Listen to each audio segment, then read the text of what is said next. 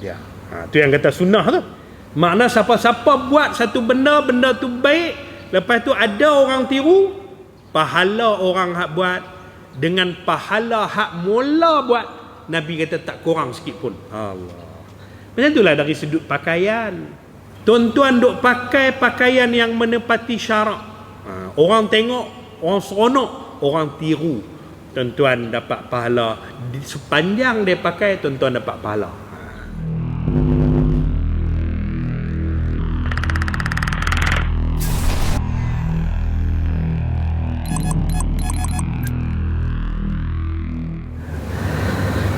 Assalamualaikum warahmatullahi wabarakatuh. Bismillahirrahmanirrahim. Alhamdulillahi rabbil alamin. Wassalatu wassalamu ala ashrafil anbiya'i wal mursalin wa ala alihi wa sahbihi ajma'in. Rabbi shrah li sadri wa yassir li amri wahlul 'uqdatam min lisani yafqahu qawli wala haula wala quwwata illa billahil aliyyil azim.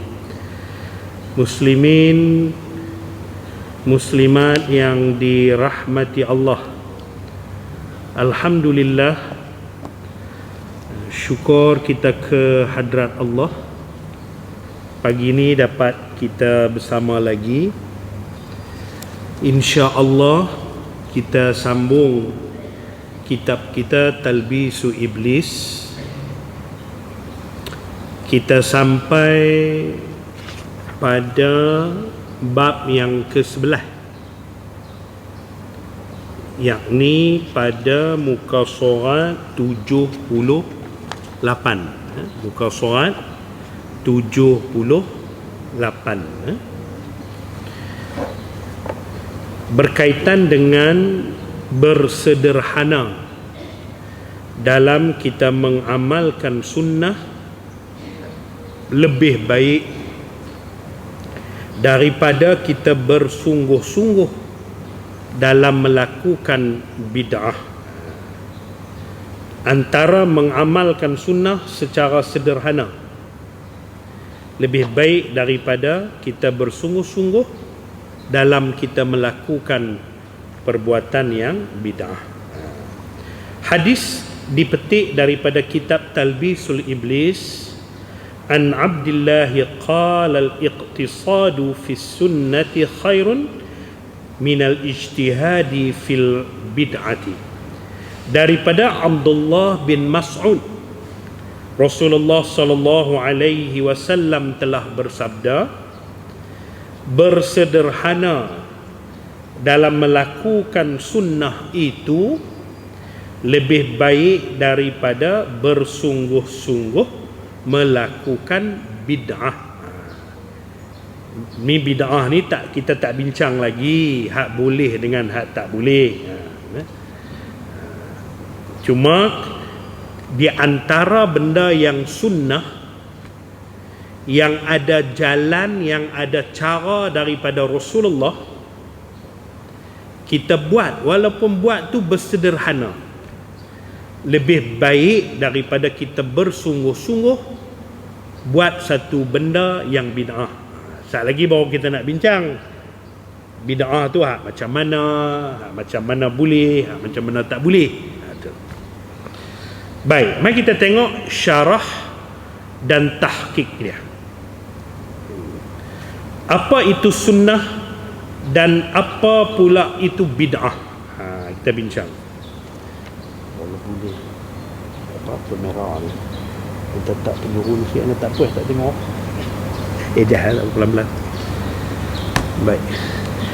Apa itu sunnah dan apa pula itu bid'ah?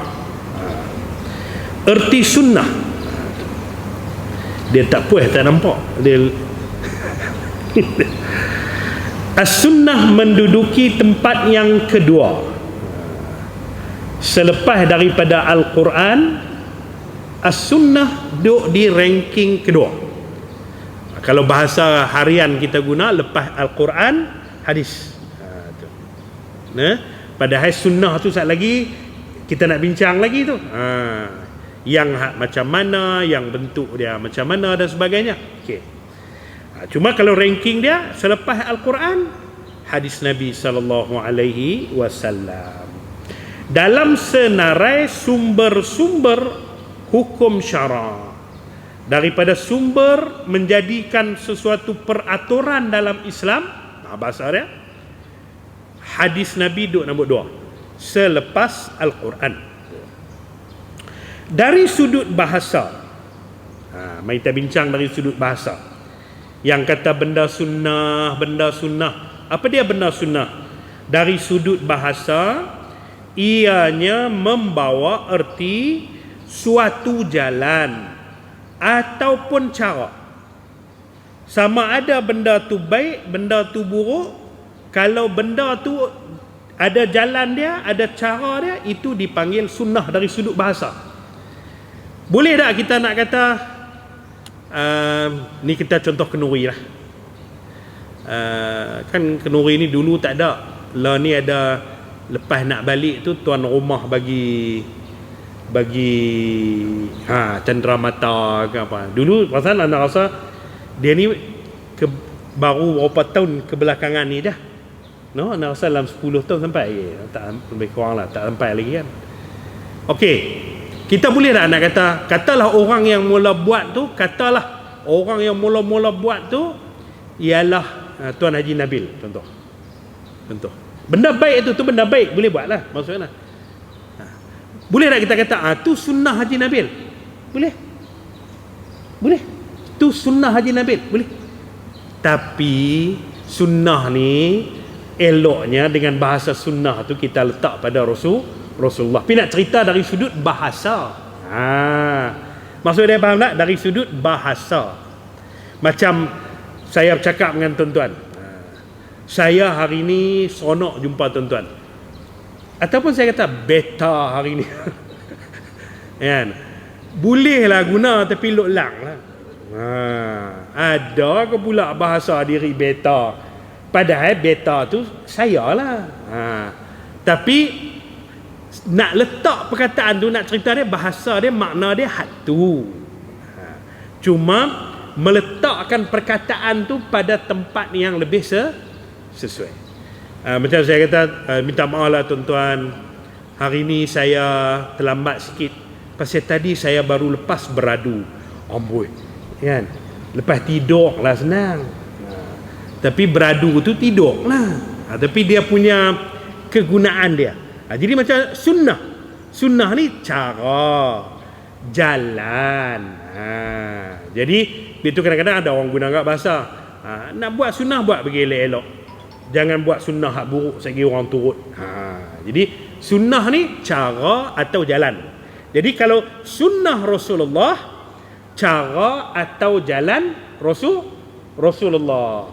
Sunnah Nabi Muhammad, cara atau jalan yang ditunjukkan, sama ada bercakap, sama ada Nabi buat, sama ada Nabi bersetuju. Itu maksud dia sunnah. Bahasa dia, kalau dari segi bahasa, sunnah ni makna dia ialah cara atau jalan. Baik tak baik itu cerita lain. Tapi kalau sunnah tu cara atau jalan. Tapi selalunya cara atau jalan tu kalau Nabi kita sebut sunnah. Kalau orang ni jarang lah. Itu sunnah Haji Sanusi. Boleh lah tapi tak berapa. Tapi boleh lah dari segi bahasanya.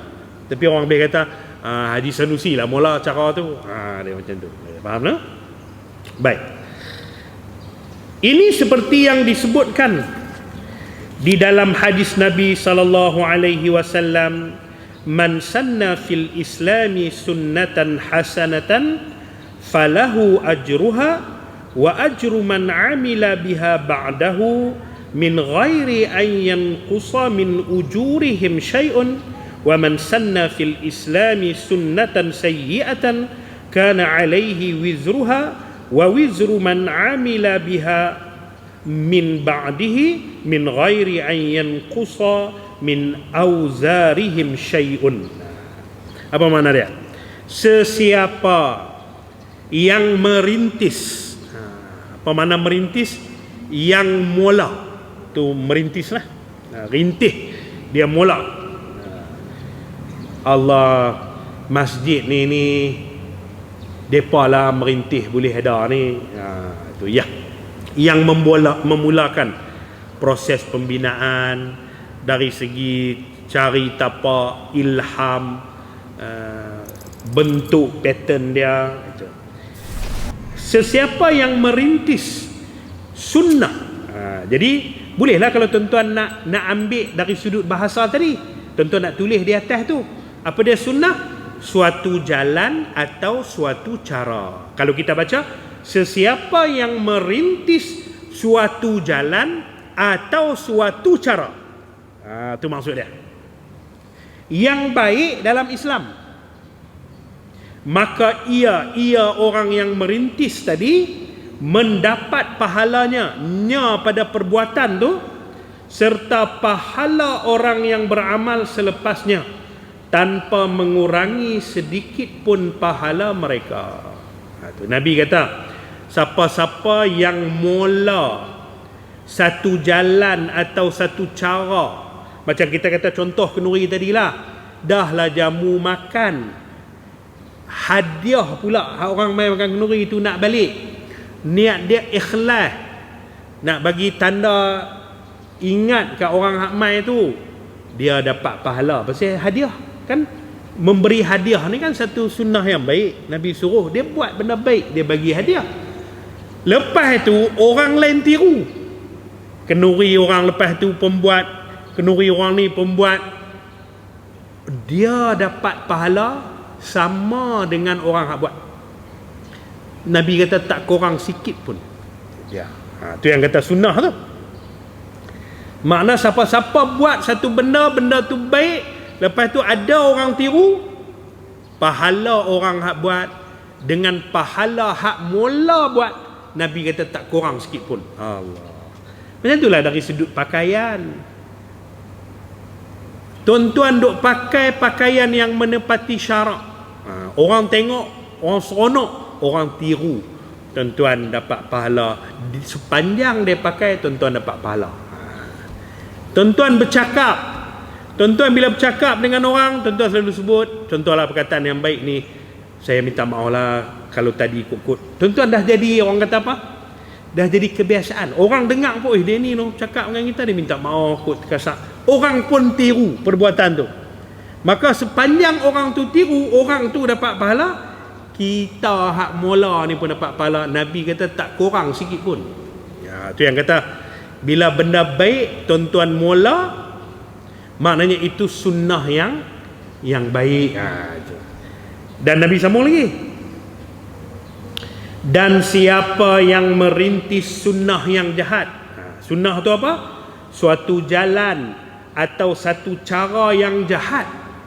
Itu. Kalau kita baca dalam Islam, maka ia menanggung dosanya serta dosa orang yang beramal dengan sunnah jahat tersebut selepasnya, tanpa mengurangi sedikit pun dosa-dosa mereka.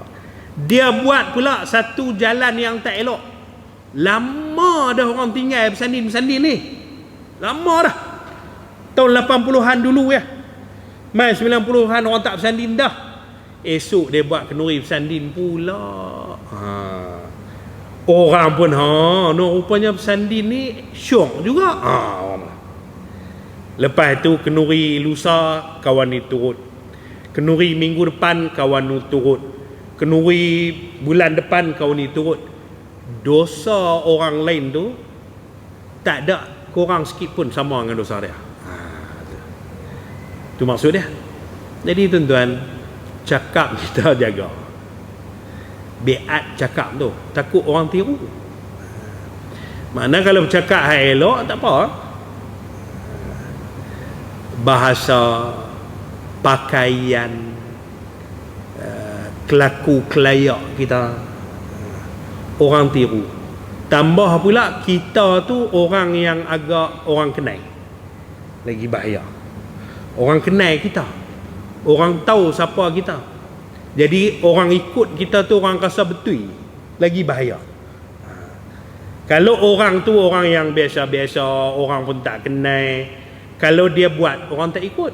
Kalau orang ikut pun orang ikut, rasa tak, dia siapa. Tapi kalau kita tu ada kedudukan, kita duk buat benda macam tu, orang tiru, Allah, orang rasa confident dengan perbuatan buat kita tu, padahal salah. Maka sepanjang orang tu buat, dosa duk dapat kat kita. Dia. Sebab itu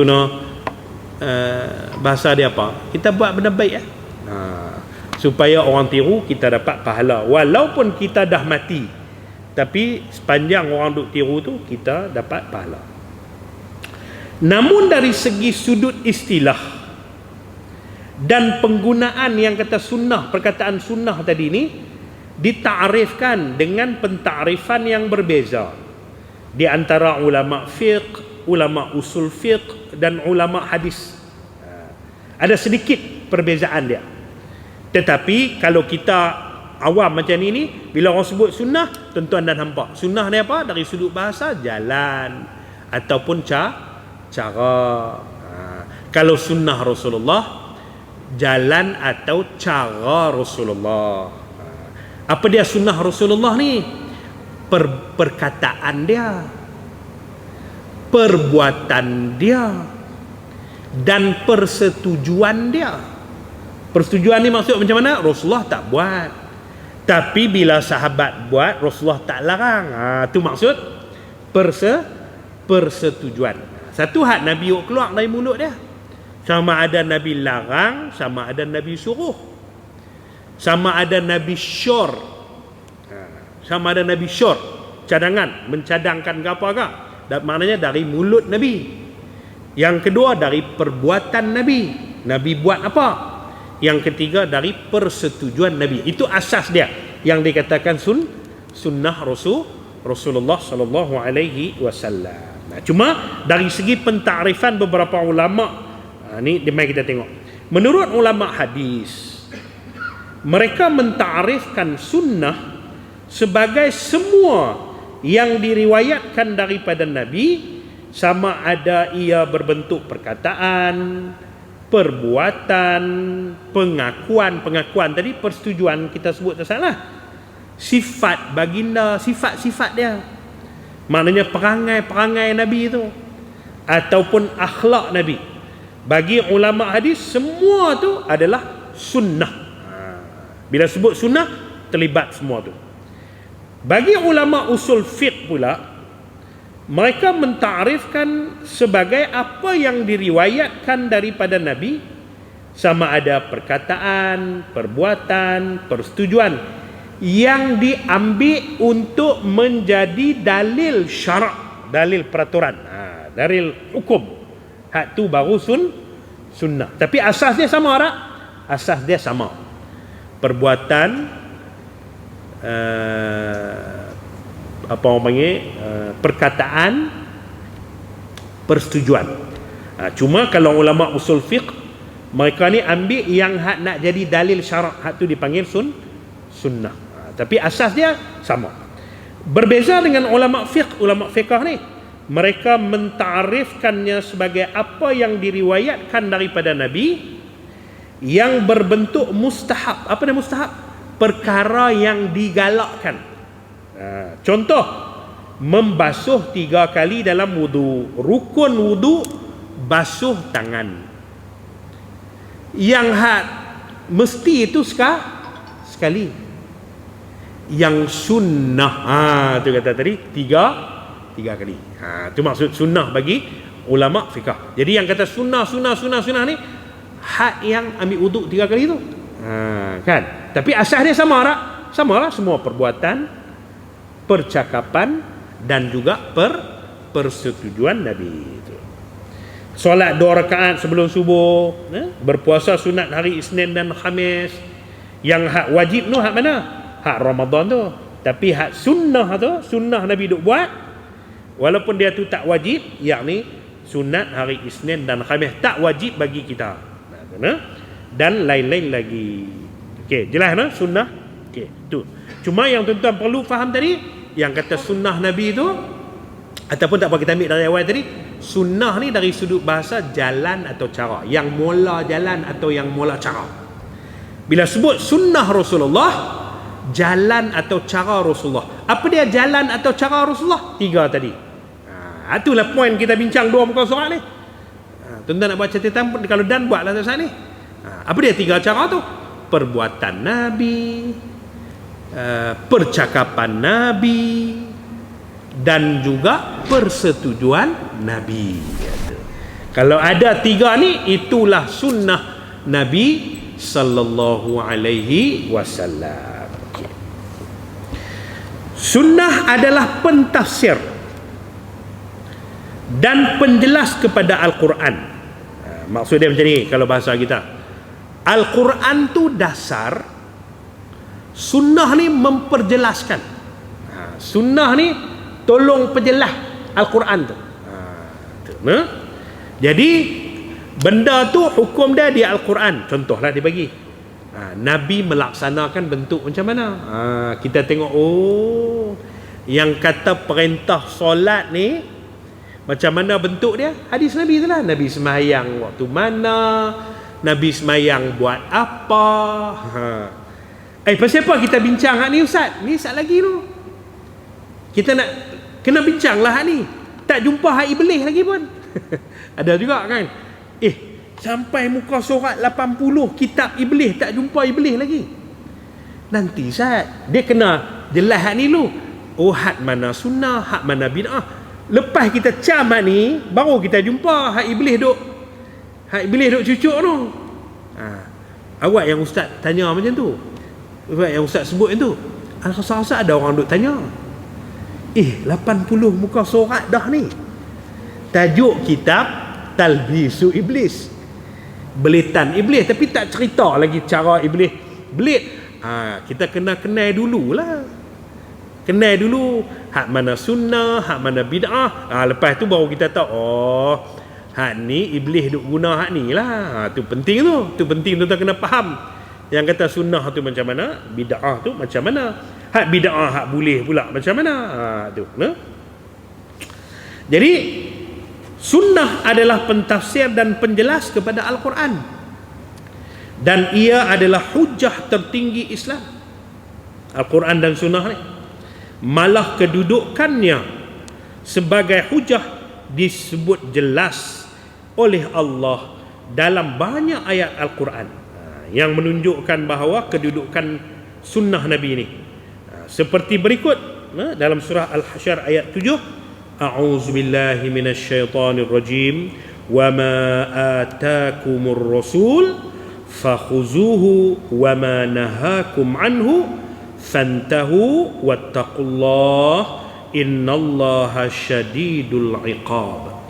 Dan apa jua perintah yang dibawa oleh Rasulullah sallallahu alaihi wasallam kepada kamu, wa ma ataakumur rasul, apa jua perintah yang diberikan kepada kamu oleh Rasulullah sallallahu alaihi wasallam ni, fakhuzuhu, maka terima dan amalkanlah, wa ma nahakum anhu, maka terimalah serta amalkan. Dan apa jua yang dilarangnya, maka kamu melakukannya, maka patuhilah larangannya. Jadi apa saja yang Rasulullah suruh buat, hak Rasulullah larang tinggal. Itu dalil tu menunjukkan standard kedudukan hadis Nabi sallallahu alaihi wasallam. Maknanya perintah-perintah ni daripada Nabi lah. Maka patuhilah larangannya dan bertakwalah kepada Allah. Sesungguhnya Allah amat berat azab siksanya bagi orang-orang yang melanggar perintahnya. Allah ni cukup tak mau, Allah cukup marah kalau kita langgar perintah dia. Macam mana kita geram ke anak yang langgar perintah kita, Allah lebih-lebih lagi. Kita pun geram. Ayah mau buat macam ni, buat macam ni, buat macam ni, anak tak buat, geram. Pasal apa geram duk bela dia, duk bagi makan dia, amboi. Kalau kita lah. Ni Allah cipta kita. Allah lagi sakan pada kita dengan anak kita. Kita dengan anak kita melahirkan, memelihara dia. Allah menciptakan kita, bagi nyawa kat kita, bagi makan minum kat kita. Allah suruh buat tak mau, bantah pula tu. Allah mau. Dan Allah akan bagi hukuman yang berat, hukuman yang dahsyat, syadid, hukuman yang dahsyat, yang berat. Dan lagi dibawa dalam surah An-Nisa ayat 59, ya ayyuhallazina amanu atii'ullaha wa atii'ur rasul wa ulil amri minkum fa in tanaza'tum fi syai'in farudduhu ilallahi war rasul in kuntum tu'minuna billahi wal yaumil akhir zalika khairun wa ahsanu ta'wila. Wahai orang-orang yang beriman, taatlah kamu kepada Allah dan taatlah kamu kepada Rasulullah. Digabung tu. Dan kepada ulil amri. Siapa ulil amri? Pemerintah kita lah, daripada kalangan kamu. Kemudian jikalau kamu berbantah ni berselisih, ada pandangan masing-masing, ada pendapat dalam suatu perkara, maka hendaklah kamu berbalik ni rujuk kepada kitabullah Al-Quran dan sunnatul Rasul, yakni sunnah Rasul. Jikalau kamu benar beriman kepada Allah dan hari akhirat, yang demikian adalah lebih baik bagi kamu dan lebih elok pula kesudahannya. Jadi orang yang bila clash, berbeza pendapat, tidak ada persetujuan bersama, rujuklah Al-Quran dan hadis. Allah kata apa? Hak tu lebih elok, hak tu lebih baik, dan hujung dia nanti wa ahsanu ta'wila. Hujung dia apa semua nanti akan jadi elok benda tu. Dan lagi dibawa dalil kepada kita dalam surah An-Nisa ayat 80, may yuti'ir rasul faqad ata'a Allah wa man tawalla fama arsalnaka alaihim hafiza. Sesiapa yang taat kepada Rasulullah, maka sesungguhnya ia telah taat kepada Allah. Dan siapa-siapa yang berpaling engkar, maka janganlah engkau berduka cita, wahai Nabi Muhammad, kerana kami tidak mengutusmu untuk menjadi pengawal. Apa pengawal? Yang duduk pelihara mereka daripada melakukan kesalahan. Ni makna apa? Allah kata, siapa-siapa yang taat kepada Nabi, dia taat kepada Allah. Siapa-siapa yang engkar, tak mau taat kepada Allah, Allah pujuk Nabi. Tak usah duk fikir tu, tak usah duk risau tu. Aku hantar hang ni, bahasa kita, aku hantar hang ni nak bagi petunjuk, bukan nak jaga mereka buat tak buat tu. Hak buat tak buat tu nanti mereka hukum dengan aku lah. Macam kita lah tuan-tuan, kerja kita apa? Ajak orang. Dia mau tak mau bukan kerja kita. Kerja kita suruh orang buat baik, larang orang buat jahat. Mereka nak buat jahat juga, bukan kerja kita. Kerja kita larang. Macam jawatan kawasan masjid. Apa kerja jawatan kawasan masjid? Imarahkan masjid. Buat program ni, buat program tu. Mereka tak mau main juga, ustaz susah hati. Tu ustaz susah hati, bukan kerja kita. Mereka nak main tak main, mereka nak pulung buat tak pulung buat, bukan kerja kita. Jadi kita tu usah duk penin benda hak tak patut penin. Kita jawatan kawasan masjid atur buat program. Orang main tak main tu bukan kerja kita. Cuma kerja kita siasat. Buat postmortem. Pasal apa orang tak main? Oh, orang tak main pasal ni. Okey, kalau pasal ni kita perbetul hak ni. Itu kerja kita. Duk fikir pening lah ustaz lagi. Itu bukan kerja kita. Kalau kita buat orang nak main dah ustaz, orang nak main tak main bukan kerja kita. Kerja kita menyusun program. Macam itulah juga Nabi. Hak nak dapat petunjuk, hak nak jadi Islam, hak tak jadi Islam, bukan kerja dia. Kerja Nabi dakwah, sampaikan. Mau tak mau tu terpulanglah. Jadi kalau kita boleh fikir macam tu, taklah letih sangat. Kadang-kadang taklah mengecewakan sangat. Kadang-kadang tuan-tuan kita atok program lah. Contohlah. Atok ni dengan dia punya persiapan, Allah mai tak tahu mana. Jadi tak usah kecewa. Mungkin mai tak ramai, tapi hak mai tu berkualiti.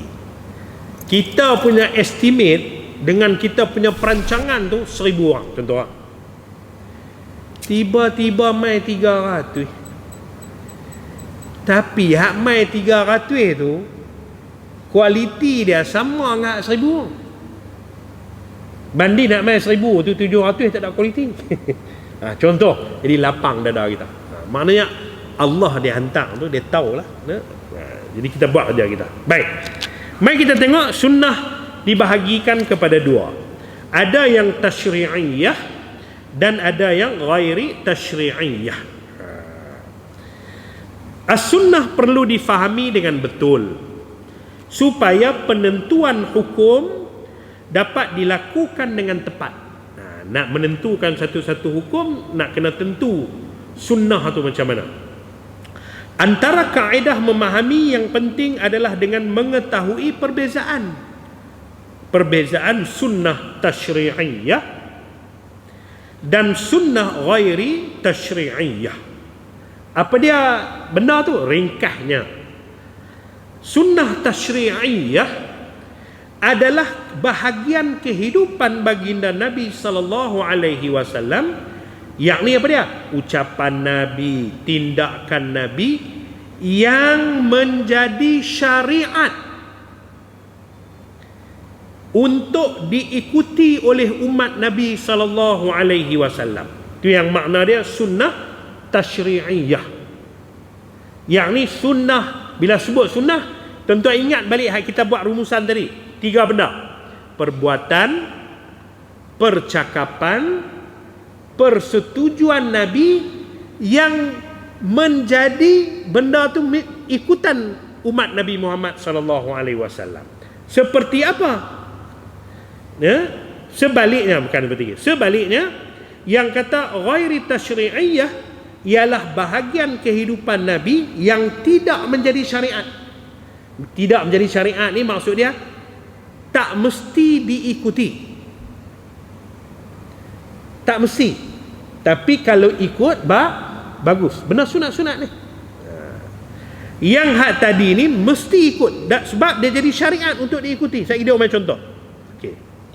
Sebelum membicarakan dengan lebih lanjut berkaitan tajuk ini, perlu diingatkan sebahagian daripada tajuk akademik, benar ni tajuk akademik, yang dibahaskan dengan meluas oleh ulama-ulama fiqh dan ulama usul fiqh, tidak timbullah dia kata soal liberal ke atau memperlecehkan batang tubuh Nabi sallallahu alaihi wasallam bila kita bincang sunnah yang ghairi tasyri'iyah ni, sunnah yang tidak menjadi syariat. Tuan-tuan terus tengok yang tu dia bagi contoh-contoh ulama. Semua yang diriwayatkan daripada Nabi dan dikumpulkan dalam kitab-kitab hadis dibahagikan kepada 2 bahagian. Hadis-hadis Nabi ni, bila sebut hadis Nabi, tuan-tuan nampak apa? Perbuatan, percakapan Nabi dan persetujuan Nabi. Dibahagikan kepada 2 bahagian. Dari sudut tasyri'nya, yang menjadi peraturan yang mesti kita ikut. Apa dia? Yang disampaikan oleh Rasulullah sallallahu alaihi wasallam atas kapasiti Nabi sebagai seorang rasul yang menyampaikan risalah. Seperti apa? Seperti semua yang berkaitan dengan hari akhirat. Had mana Nabi sampaikan berkaitan hari akhirat, had tu adalah menjadi syariat untuk diikuti. Bila Nabi sebut apa dia? Ada azab kubur, ada nikmat kubur, kan itu dari percakapan Nabi, sunnah Nabi, dari percakapan Nabi. Contoh Nabi sebut tu, ataupun apa saja yang berkaitan dengan akhirat yang mana mai daripada mulut Nabi, hak tu yang tasyri'iyah, yang mesti kita ikut, yang mesti kita imani dia. Tu maksud dia, boleh faham tu. Nah, satu yang ghairi ni tak. Yang ni had mesti. Nah. Okey. Perkara-perkara ghaib, malaikat ke, jin, syaitan ke, apa ke, had Nabi sebut tu, had tu mesti. Nah, mesti tu kita ikut. Dan syariat yang berbentuk ibadah. Bila Nabi sebut berbentuk ibadah, solat macam mana? Solatlah macam aku buat ni. Rokok Nabi macam mana? Sujud Nabi macam mana? Itu mesti. Ya? Akhlak Nabi, akidah, akhlak. Ini semua duduk di bahagian yang pertama, yakni bahagian yang dipanggil dengan sunnah tasyri'iyah. Sunnah yang mesti diikuti, yang dah menjadi syariat, menjadi peraturan dah, mesti diikuti. Bahagian inilah di mana Allah mengarahkan hamba-hambanya menuruti dan berpegang padanya, seperti yang kita baca dalam surah An-Nisa ayat 50. Ayat apa kita baca tadi? Ayat 39 kita baca tadi ni. Minta maaf, surah Al-Hasyr ayat 7. Yang tu mesti. Itu hak pertama.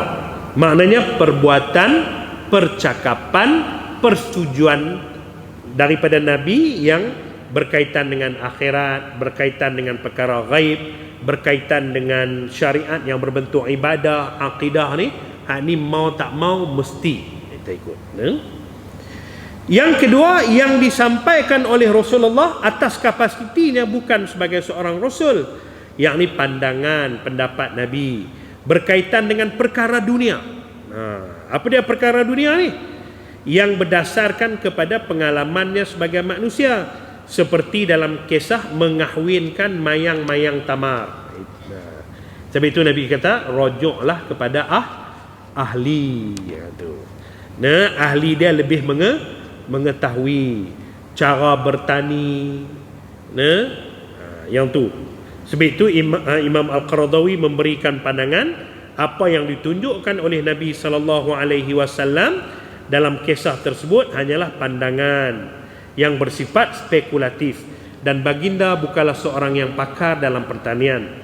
Tambahan pula, baginda membesar di lembah yang tidak punya aktiviti pertanian. Sebab tu Nabi suruh rojok kepada ahli dia. Dalam urusan dunia, pertanian ke, penternakan dia, Nabi suruh rojok. Proses nak buat makanan, Nabi suruh, yang Nabi suruh makan hak halal dengan hak baik, halalan tayyiban. Hak tu Nabi suruh. Hak tu mau tak mau kena ikut. Cuma bentuk nak masak macam mana, nak bubuh apa, hak tu serah kepada yang pakar. Nabi suruh rojoklah. Yang penting tadi, yang mesti diikuti, yang tasyri'iyah tu ialah halal dan baik. Cuma bentuk dia, tu maksud tu. Tu yang maksud yang tasyri'iyah, ghairi tasyri'iyah tu, bentuk dia, cara dia. Pakaian, Nabi suruh tutup aurat. Orang perempuan yang boleh nampak muka tapak tangan. Pattern baju warna apa, kancing tang mana, butang tek kepala tu berapa, hak tu ahli dia lah. Fikirlah tengok. Sesuai tang tu tutup aurat, yang boleh nampak pergelangan tangan. Habis tu ustaz macam mana? Nabi perintah buh kancing ke?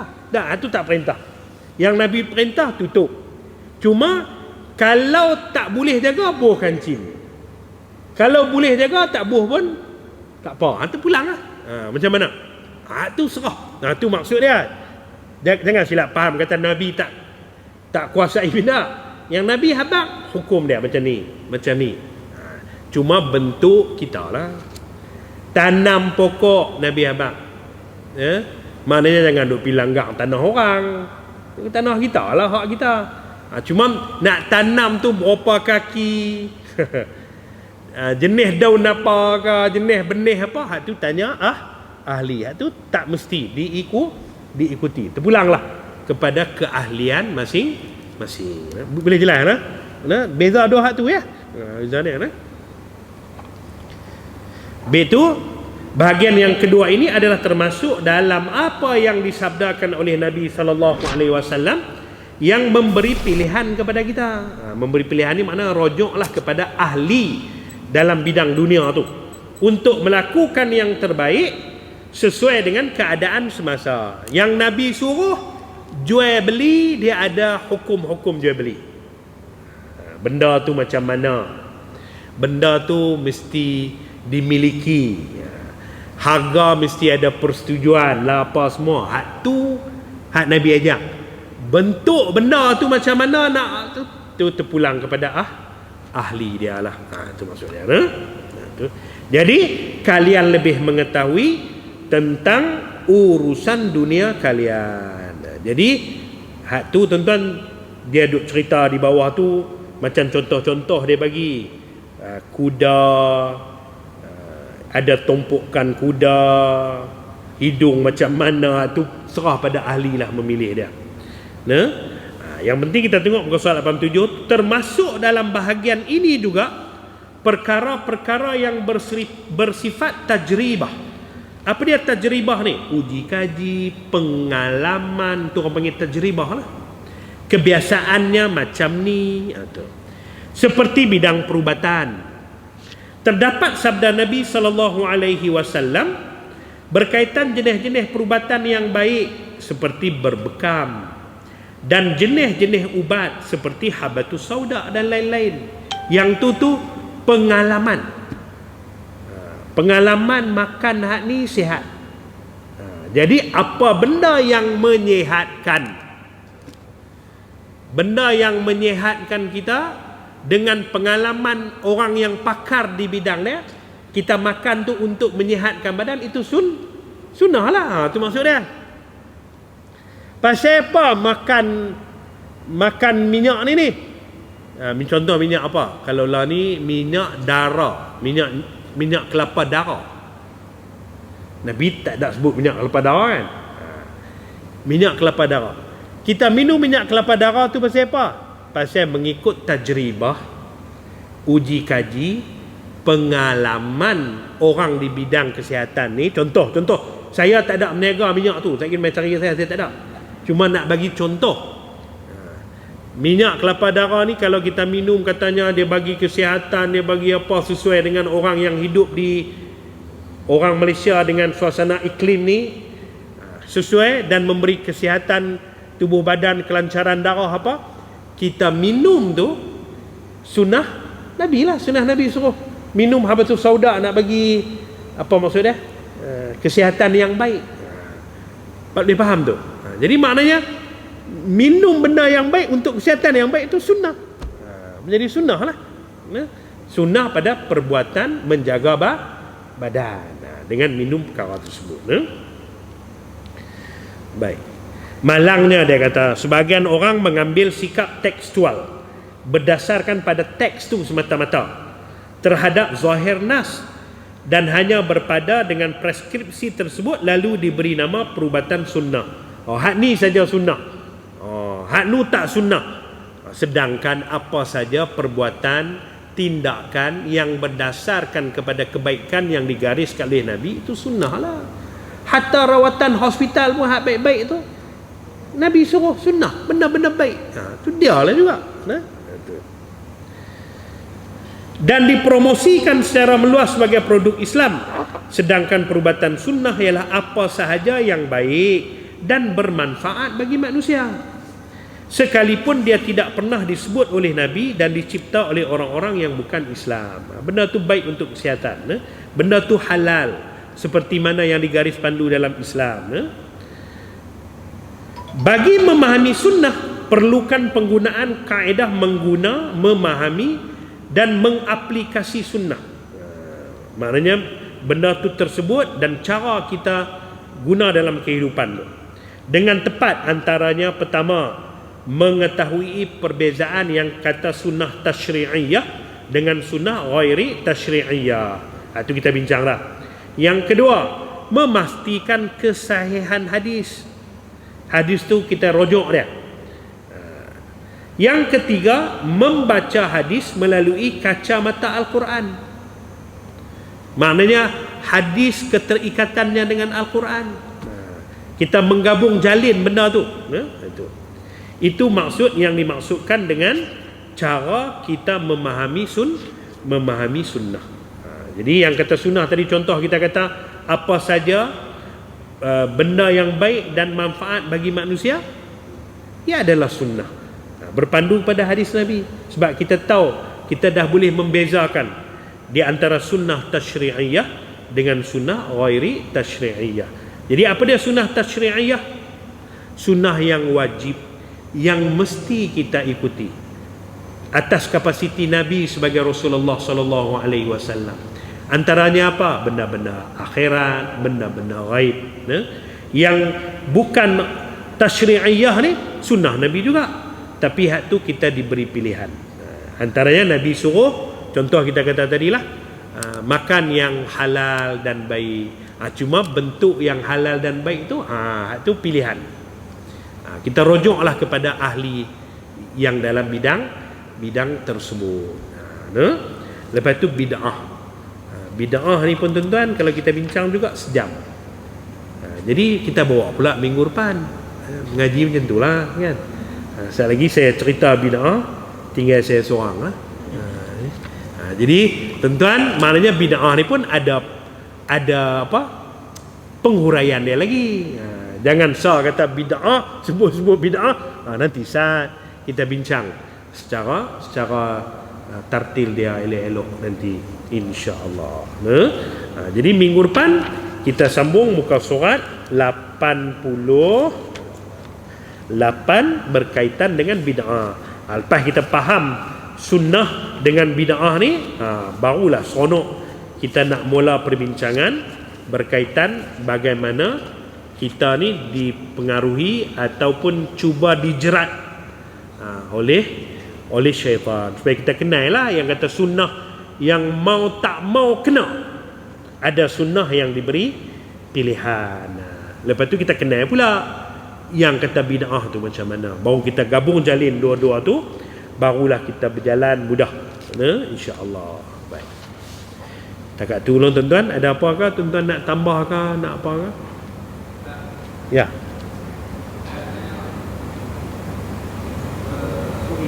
Ya.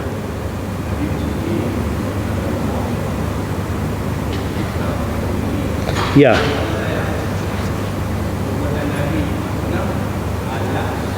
Baik. Perbuatan Nabi mencuci gigi, mencuci dan mewangikan gigi, itu sunnah Nabi SAW. Jadi lah ni tuan-tuan nak cari kayu sugi, tuan-tuan ada buih gigi, silakan guna buih gigi. Ya, proses menyuci gigi itu sunnah. Kaedah dia, cara. Tapi cara apa tak? Proses tu. Maknanya tuan-tuan melakukan supaya gigi menjadi bersih, mulut menjadi wangi, itu sunnah. Walaupun menggunakan buih gigi, itu cara. Tak perlu naik unta. Cuma kita naik kenderaan yang baik. Gunalah kenderaan yang baik, mudah urusan kita nak main mengaji. Jadi kenderaan yang baik dulu unta, lah ni Mercedes. Contohlah Mercedes ni tuan-tuan, buruk pondok Mercedes tu. Ya.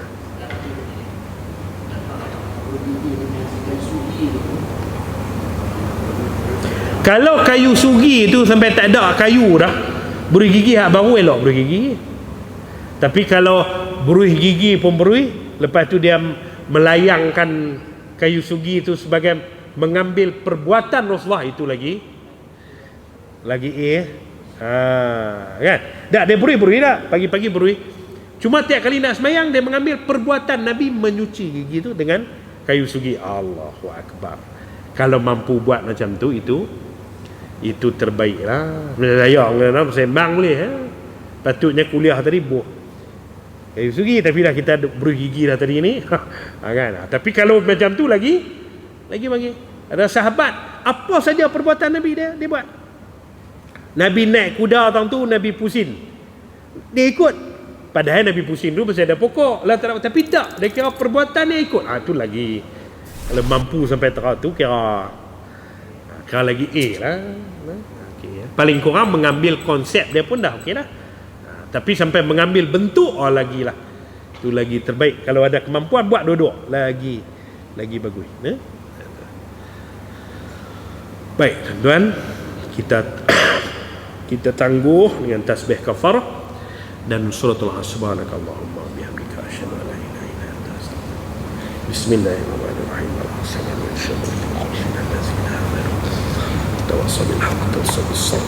Assalamualaikum warahmatullahi wabarakatuh.